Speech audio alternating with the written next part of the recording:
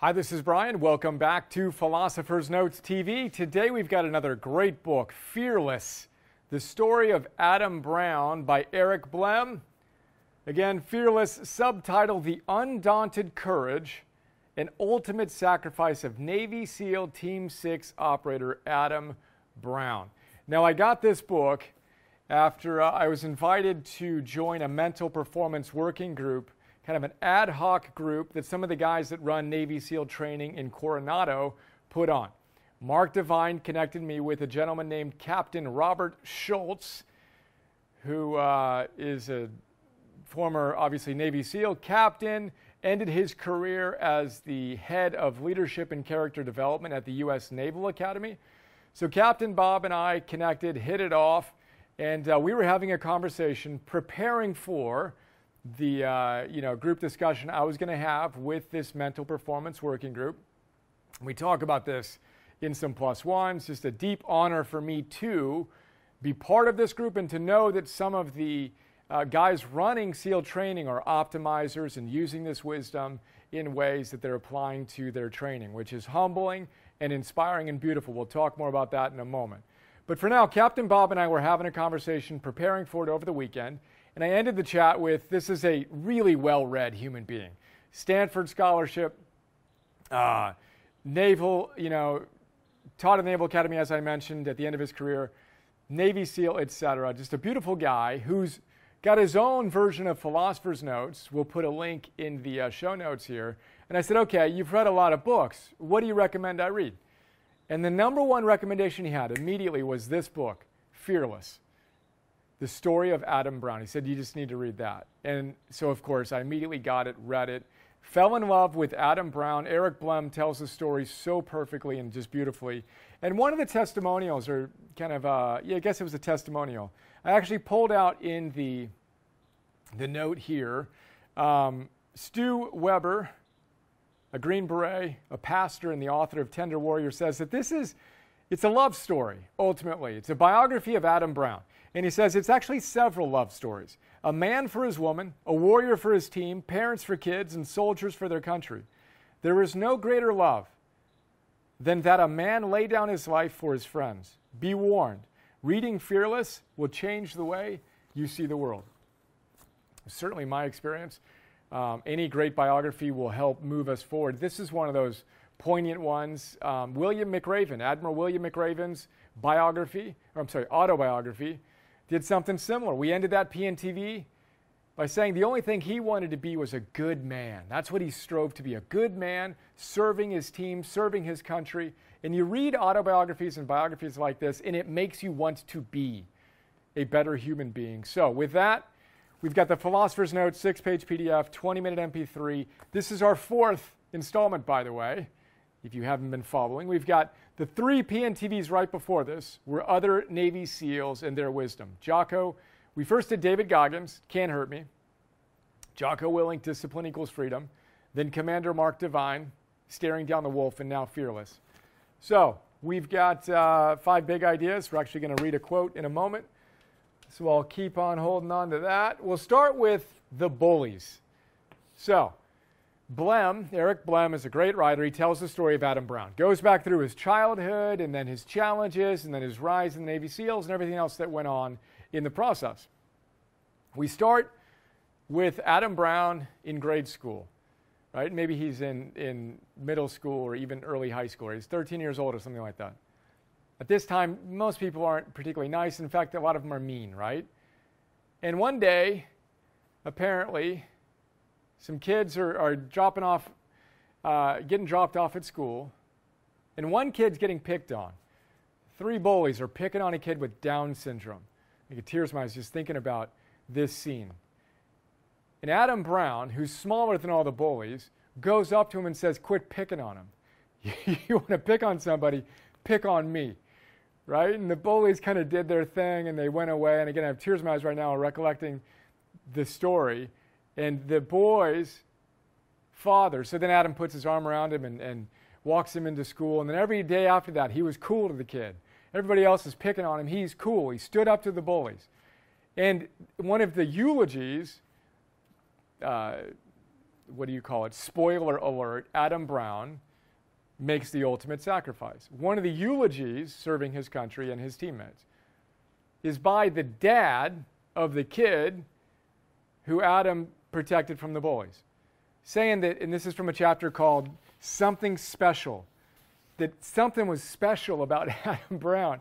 He had the courage to stand up to bullies. And as I read this, I reflected on the fact that this was the 7th idea from Admiral William McRaven's book, Make Your Bed, where he shared 10 of the lessons that he learned. And this McRaven is the former head of all U.S. Special Forces, all of them, not just the Navy SEALs. He led the mission in which the U.S. forces got Osama bin Laden. Right? He's been involved in some of the most powerful moments in recent U.S. military history. His 7th idea in Make Your Bed, 10 ideas he learned in SEAL training, was stand up to bullies.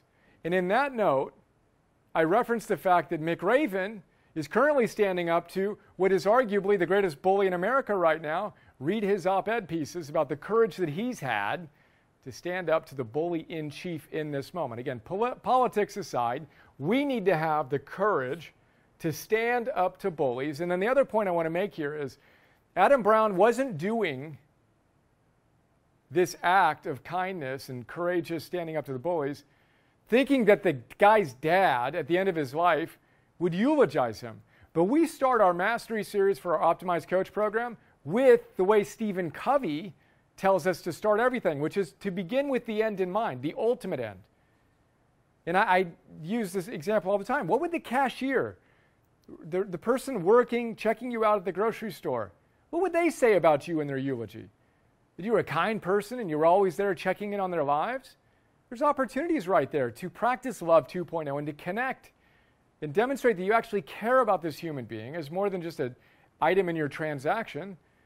And again, when we show up, we have the opportunity to affect people in ways we couldn't imagine. Adam Brown is an absolute exemplar in that. And his story begins very inspiring. Hard-nosed kid, super tough, tiny.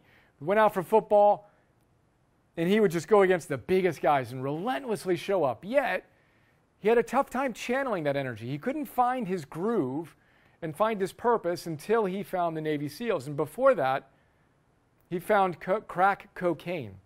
He became addicted to crack cocaine. He had dozens of felonies, over a ton of felonies. And rather than go to jail, he was allowed to go to a rehab center via some tough love from his parents and via a pastor who had a similar experience with his daughter. He went to a religious, Christian-based rehab center and changed his life. And his favorite story that he learned in the Bible was the Prodigal Son, which is Luke 15:11 through 32. You probably know the story. Again, Eric tells the story beautifully. And Adam writes a letter to his parents saying that this is what's moving him. He's going to make it, and he's going to make his mom proud. Because he was at a graduation of one of the guys who's going through this addiction rehab. And at the end of it, the guy graduated, and his mom came up and said, "I am so proud of you," to her son. I get tears in my eyes. And Adam says that he cried. His entire body just started vibrating. And he wanted to make his mom proud. And that he was going to do the hard work to do that. And there's something beautiful about that. And the prodigal son, the story is, I certainly want to make my mom proud. I want to make you proud. I want to make all the people that have supported me over my life proud. What else are we here to do than to make those who have given us the gift of our life proud? So anyway, prodigal son, the story is one of the kids tells his dad, while the dad is still alive, "I want my inheritance now." And Blehm tells us, interpreting the passage, that's a pretty selfish thing to do. Entitled, selfish thing. And the dad says, "Okay, here you go. Here's your inheritance." Of course, he proceeds to go out and squander it. And then he's at rock bottom. He's feeding pigs to get by, barely can eat. He says, "I got to go. My dad's servants live better than this. I'm going to go back and I'm going to beg to be a servant in his family." Of course, he arrives back, and what does his dad do? He throws a huge party. His son was dead, and now he's alive again. He celebrates, right? And there's so many powerful things we can talk about in a philosophical, metaphorical, religious sense. Jesus tells this passage, right? Or shares this parable. Why is that? Because the Father is going to celebrate when any of us make the decision to flip the switch and be the best version of ourselves. Eric Butterworth says the ultimate decision is to connect to the divine within you and let it flow through you. The moment you make that decision, you become light. And great spiritual teachers say it doesn't matter how long the room has been dark. When you turn on the light, boom, it's lit. Now, of course, you may need to dust and you may need to clear out some cobwebs, etc. But flip the switch, make the decision, be the prodigal son, and remember, we are all, why that story is so important, so inspiring, is we are all that. It's not like some of us have escaped the shame of letting ourselves down and letting other people down. All of us have lived that heroic journey. Now, in the note, I reference Richard Rohr, a Franciscan monk. I was raised Catholic, Franciscan tradition. And I hadn't found a Catholic Franciscan monk spiritual teacher I really resonated with. Anthony de Mello was a Jesuit, right? He's awesome. But it wasn't until I found Richard Rohr that I really fell in love with this particular adaptation of what I grew up practicing and immersed in.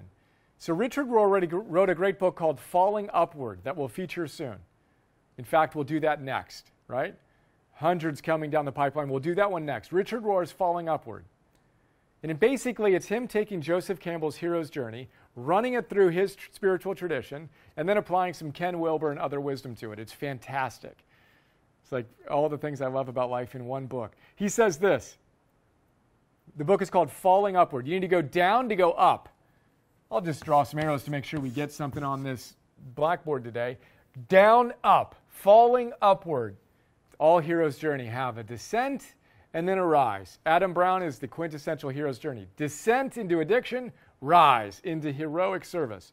So Richard Rohr tells us normally a job, fortune, or reputation has to be lost. A death has to be suffered, a house has to be flooded, or a disease has to be endured. The pattern, in fact, is so clear that one has to work rather hard or be intellectually lazy to miss the continual lesson. So we're sitting here whining about all the challenges we face in life, whether it's COVID or this or that. Guess what? That's how it's supposed to be if you want to live a heroic life. Richard tells us, and again, we've all got our own idiosyncratic strengths and weaknesses, challenges, etc. Rohr tells us, it is not that suffering or failure might happen, or that it will only happen if you are bad, which is what religious people often think, or, this is a religious guy saying that, or that it will happen to the unfortunate, or to a few in other places, or that you can somehow, by cleverness or righteousness, avoid it. No, it will happen. And to you, losing, failing, falling, sin, and the suffering that comes from those experiences, all of this is a necessary and even good part of the human journey. And again, Adam Brown, as his story is told by Eric Blehm, is the perfect demonstration of this. I'll write this as well. Let there be light. Make the decision to flip the switch. As Desmond Tutu says, our jobs, he said this to Richard Rohr, is just to stay screwed in. We're the light bulb. Let God's light flow through us. We got to stay screwed in. How do you do that? Jocko Willink comes to mind. Discipline equals freedom. Screw yourself into the divine so it can come in and shine through you. Yes, I get fired up when I talk about these ideas. Third big idea is the Trident. So this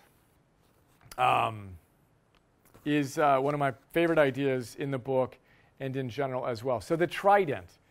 So I am holding a card that Mags, who is the director of mentorship at the Naval Special Warfare Center, who I'm honored to know is an optimized member and has been for years. Mags and Captain Bob invited me to do this mental performance working group. Thank you, Mark Devine, for connecting us. So I said it would be an absolute honor. Of course, I'm in. You tell me when. And then COVID happened, so we couldn't do it in person. We wound up doing it on Zoom. But right before COVID shut everything down, literally like days before, the only request I had when they asked me to come in and connect with their mental performance working group, I said, look, zero pressure, but my son Emerson, Navy SEALs are his heroes. Do you think we can get a tour of your Navy SEAL training facilities? That would be epic. Long story a little shorter, they said yes. We went down. Emerson went down with 2 Navy SEAL, I think they're called Mark 6, Mark 5, whatever boats. They're command boats, right? Attack boats, combat boots rather, boats. Emerson made 2 Navy SEAL replicas of them. We went to the craft store and got black paint to paint them a dark black, right? Awesome. We give them to Mags, we give them to Captain Bob. Apparently Mags, at least for a while, had it on his desk. His desk is what looks out on the asphalt at the Naval Special Warfare Center where the SEALs go through their Hell Week, right? The grinder, it's called. Well, his office is right there, right? So at the end of our visit, which was amazing, thank you again, Captain Bob. Thank you again, Mags. Thank you again, Tim, Sniper Tim, young stud. Showed Emerson how to climb trees and do other cool things. Mags gave me this. This is a card that SEALs get on graduation. Naval Special Warfare. Earn your Trident every day. The Trident is what gets pinned to your chest when you successfully complete BUD/S training. And on the back, it has the U.S. Navy SEAL code. Now, the Trident, I did not know what the Trident stands for. So on the Trident, if you look this up, you'll see 4 different symbols. First, you have an anchor. The anchor, Blehm tells us, represents the U.S. Navy. The SEALs are part of the U.S. Navy, right? Then you'll see a trident, the 3-pointed spear of Poseidon, right? You have the trident, which represents the fact that the SEALs can attack from the sea. Then you have a cocked pistol. The cocked pistol represents 2 things. One, that the SEALs can attack on the land as well. And 2, the cocked pistol, they're always ready. The hero is always ready. Boom. I'm always training. I always am prepared. I have strength for 2. When do you need me? Let's go. And then the 4th thing, which is what moved me the most, is there's a symbol of an eagle. Now, the eagle is America's symbol for freedom. But this eagle, its head is bowed down. Usually the eagle has a head up and proud. Powerful bird, right? In this trident, the eagle's head is bowed. And the reason it's bowed is to have a humble stance. And I find that amazing because you have here the most elite warriors, arguably in history, certainly in modern military environments. The most elite warriors are the most humble. They have a bowed head on their commitment to creating freedom for us and protecting our freedom around the world. They're always ready to attack from wherever we need them. And I just find that it brings me tears to my eyes. And then I look at Mags's business card, right? And I keep this in my wallet. The first 2 things, before I can get to a credit card, I have to go through these. To remind myself to earn my trident, to show up today, to get better today, and to be ready today to serve profoundly. And then I have Mags's card. On his card, he says, he has a quote. And this is the thing I was most touched about, connecting with Mags, reading a book like this, connecting with Captain Bob, is their humility. This is one of the most decorated. He was the former highest ranking enlisted Navy SEAL in the world, in the U.S. Navy SEAls. Most humble guy. Giving us a little tour of his office with some historical mementos. Unbelievably humble. Just astonishingly so. And his business card sums it all up. The deed is all, not the glory. It's the mantra of the SEALs. The deed is all. May we serve profoundly. We don't need recognition. Keep us in anonymity. We're here to serve. We're not here to glorify ourselves. The deed is all. Unbelievably inspiring. That's the Trident, if you didn't know the backstory on that. And one of the reasons why I'm just so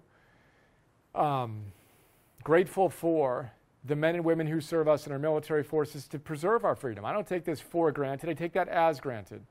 So thank you, Captain Bob, Mags, Adam Brown, Eric Blehm, all the people that have served in different ways to bring this story to life. Back to this. The best. This is crazy. So Adam Brown had all this energy. He's always had it his whole life, right? He kind of misplaced it in the wrong direction. But once he got direction with a woman he fell in love with and married, and her story is amazing. His 2 kids, his parents were so supportive, and he found the Navy and the Navy SEALs, right? And by the way, he almost couldn't get in to the Navy SEALs either. David Goggins was laughed out of recruiting offices because he was 297 pounds. Became one of our luminaries, Radiant Exemplars, and hustled. Adam Brown, same thing. You tell me what it's like to go into a recruiting office and say, yeah, I have a dozen felonies. You know, I was addicted to crack cocaine. The officer in charge was like, dude, I don't know what I can do about this. I'm sorry. Like, come on. And then they looked on the wall, and there's a picture of a guy who happened to be the dad of one of Adam's best friends from high school. And his buddy that he went with said, call him. Gives me tears in my eyes again. Call that guy. He'll vouch for Adam. And guess what? Adam wasn't just he didn't just stand up to this one bully. He always did that. He was the guy everybody could count on. So this guy says to the recruiting officer, treat him like he's my son. Okay, it's a really moving scene. Boom, he gets in. And then he goes off. And he's all in all day, every day, just ferocious intensity. I talked about Jocko Willink's Soul Force and David Goggins' Soul Force and how you need to show up at 101%. And when you do that, God meets you, but you got to go more than halfway. Adam Brown is the living demonstration of what sheer, absolute, pure hustle and commitment to arte looks like. Moment to moment to moment, ceaselessly, courageously showing up. And as it turns out, he gets shot in the eyeball during training. He winds up having to lose an eye. And now he can no longer effectively shoot with his right hand at a high level, so he has to train himself to shoot with his left hand. Imagine that. You're training, you get your eye popped, and they're telling him, you got a medical leave. You can go check out, get paid for the rest of your life. He's like, I'm not doing that. I can still serve, and I haven't done what I'm here to do yet. I haven't even done anything yet. I got hurt in training. Let's go. Okay, heroic, thank you. Let's go.